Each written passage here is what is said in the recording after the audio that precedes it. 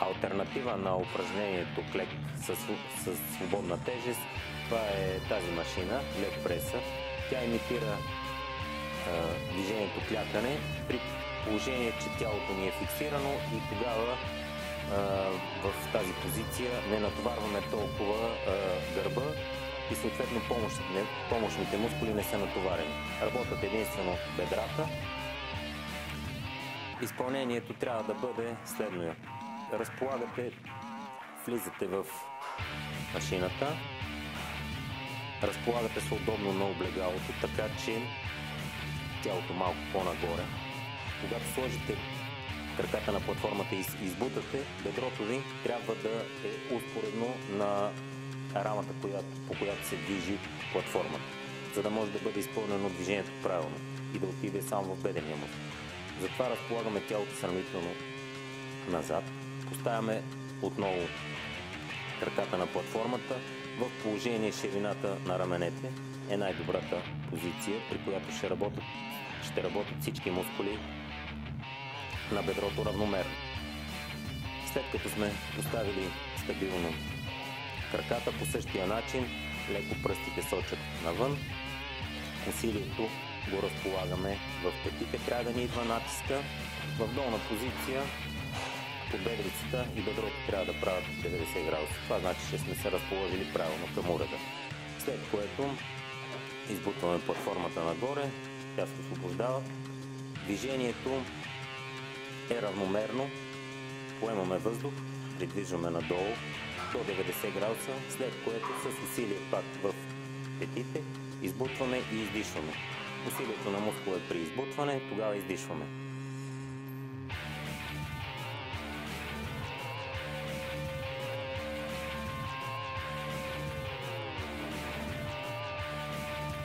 От разположението на стъпалата върху платформата зависи и в коя част на бедрата ще отиде усилието. Когато стъпалата са разположени с ширината на раменете, тогава усилието отива в целия бедрен мускул. Ако приберем стъпалата, усилието се пренася навън. Ако съответно усилието идва във външната част на бедрения мускул, по-малко се натоварва центъра. Ако преместим стъпалата в краищата на платформата и навън, не, така е много, така ще отиде много за така. Тогава се натоварва повече вътрешната част на бедрата. Когато стъпалата са по-високо на платформата, се натоварва задната част, когато са по-ниско, се натоварва предната част на бедрата. Може да ползваме различните положения на стъпалата, за да натоварим от всички ъгли бедрения мускул, или пък може да правим като начинаещи в стандартната позиция. Краката са на ширината на раменете. Винаги започвате с някаква минимална тежест или само с тежината на платформата на уреда. След което, ако прецените, че може да добавите някаква тежест, постепенно я покачвате. Броят на сериите за начинаещи е около 3. Повторенията в началото е добре да са около 10, докато свикнете с движението, и след това е хубаво да правите между 15 и 20 повторения. Така ще имате достатъчно добър резултат.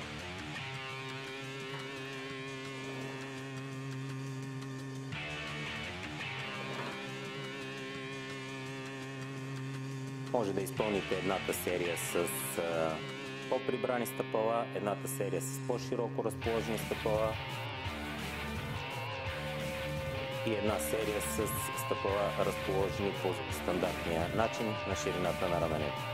Ако искате да акцентирате на задната част, задната повърхност на бедрата и съответно на глутеуса, тогава тялото го разполагате малко по-близо към платформата, повдигате стъпалата леко нагоре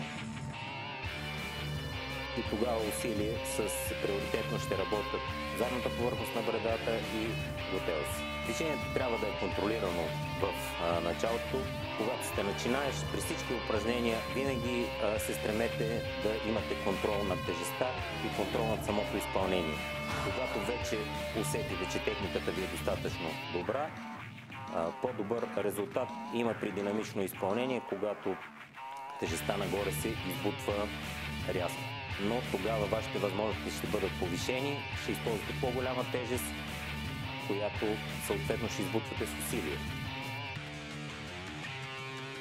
И видимо движението няма да е толкова бързо, но усилието ще е голямо.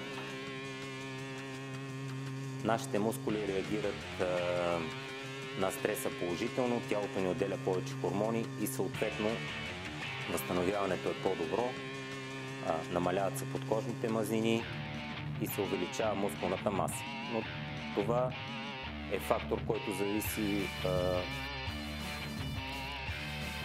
съответно изграждането на мускулите зависи от други фактори, не само от тренировката. Трябва да съобразите храненето и почивката с вашата тренировка, за да добиете като краен резултат покачване на мускулна маса и снижение на подкожните мазнини.